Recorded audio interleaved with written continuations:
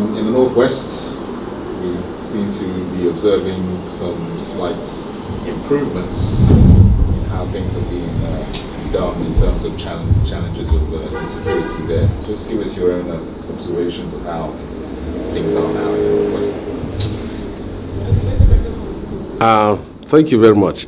In the last 10 years, the northern part of Nigeria has come under sustained attacks by terrorist groups. And they have operated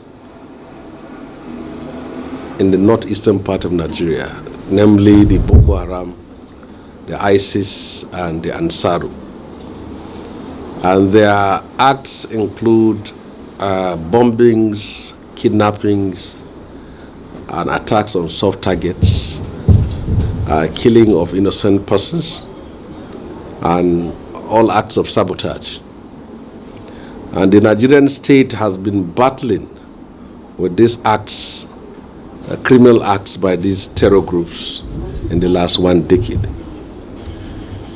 But the evolution of this terrorism is the banditry and the kidnapping that opened a new front in the northwestern part of Nigeria.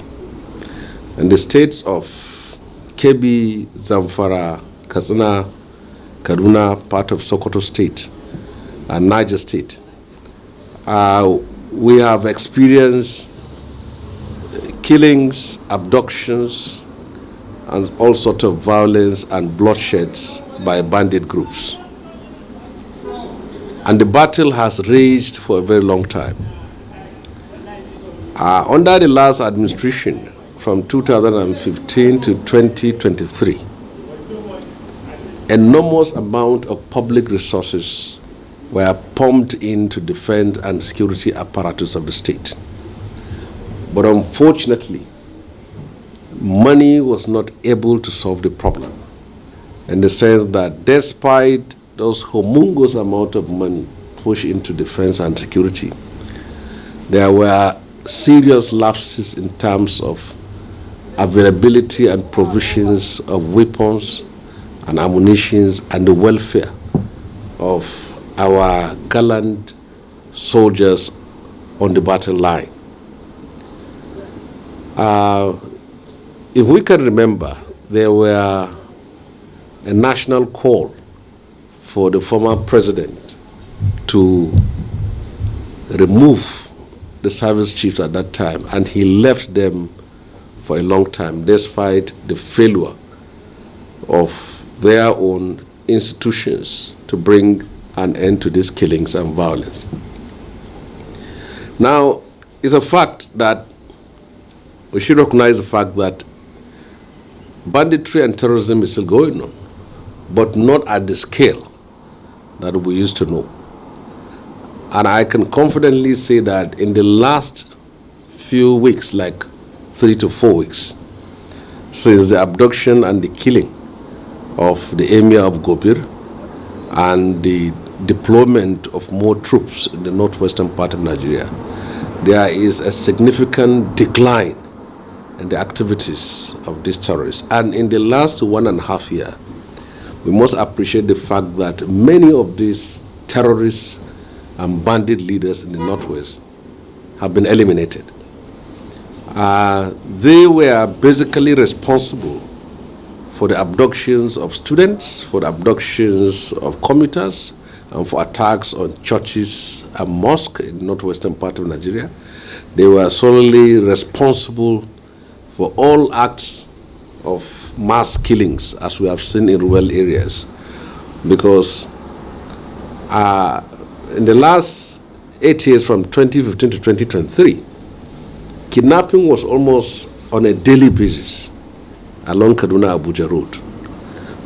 And the darkest part of it was the attack on the Kaduna-Abuja train that led to the killings of many passengers and the abductions of others. Let's appreciate the fact that there are improvements we can see on the ground today, because the Office of National Security Advisor,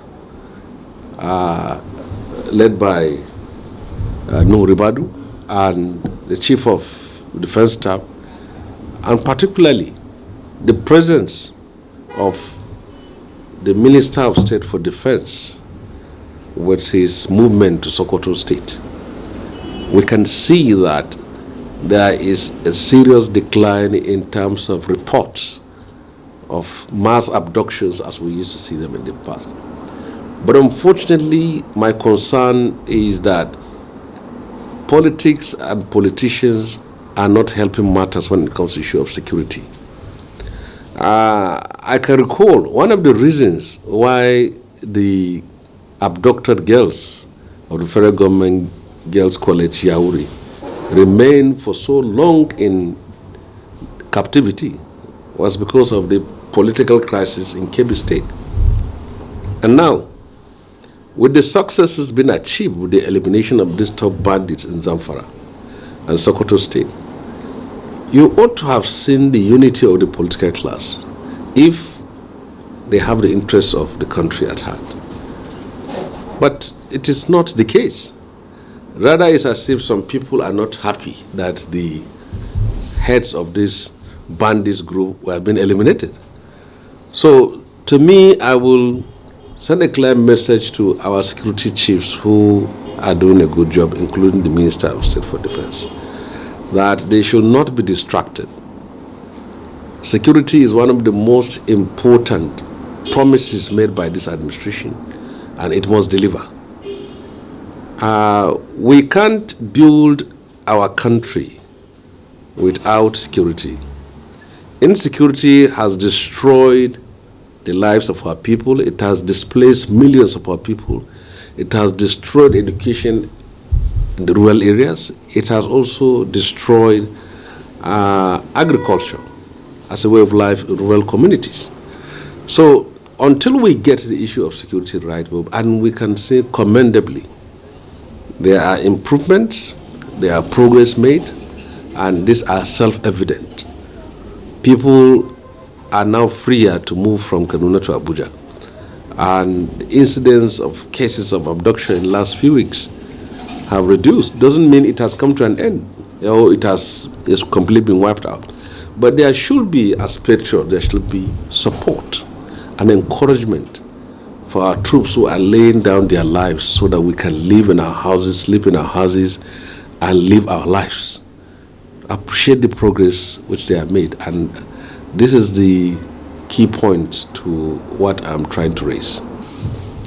You see, the National Assembly constitutes the Senate and the House of Representatives. And the chairman of the National Assembly is the president of the Senate, in the person of Dr. Godswill Akpabio. He is the number 3 man in the country. And in order of ranking, the Speaker of the House is perhaps number 4 or number 5, if you can argue it with the Chief Justice of the Federation.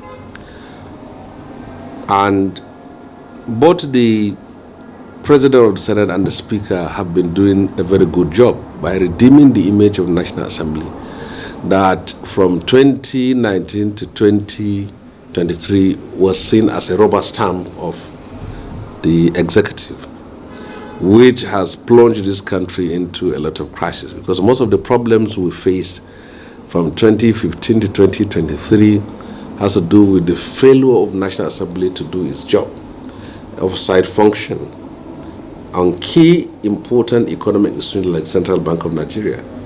If you go through the documents and the reports that have been fed to the public about the level of fraud or corruption that took place in the institution of government from 2015 to 2023, you see that there is failure of the National Assembly to do its job. But on this specific issue, I would like to say that the House of Reps is an important legislative arm of the country, but it is, by order, the lower arm of the National Assembly. For reasons that are very clear, and the most important one is the Constitution. the Constitution of the country and the National Assembly Act has given the Senate the exclusive responsibility to approve the political appointments of Mr. President and not the House of Reps. But there can't be any law in the country without the two houses concurring. So that is the key aspect of it. And you can see it's very clear. Whoever has been a governor, when he's out, he wants to be a senator. No governor wants to be a member of House of Reps.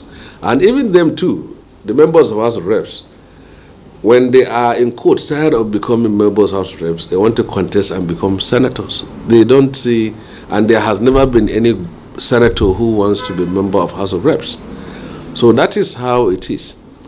By order of ranking, after the president, the vice president, the next is the president of the Senate, who is the chairman of National Assembly Committee. That does not mean that the Senate is superior to the House of Representatives, but there must be an organogram, there must be a chart, an order of authority, an order of responsibility, and this is what it is. Now, I would like to draw the attention of members of House of Representatives that they know what is there on paper. Most of the members of House of Reps have 1, 2, or 3 or 4 local governments they are representing. But in every state, you only have 3 senators. And the responsibility a senator takes is more than what a House of Representatives takes. And if you're going to compare it with even the remuneration that comes with the salary and allowances, the difference is marginal. So there is no reason to have any conflict of authority, conflict of power, or struggle for power between House of Reps and the Senate. Everyone's job is clearly spelled out. The difference is that it is for the Senate to now confirm or disapprove of the political nominees, whether they are ministers, whether they are ambassadors, whether they are head of ministries, department, or agencies of government, is the responsibility of the Senate and not that of House of Reps. And that should not be changed in order for both houses to live amicably with each other and to respect themselves with regards to policies, programs of the government, and also the schedules of the parliament. Thank you, distinguished. Any other question? Thank you. No? All right, many thanks for those clarifications. I appreciate that.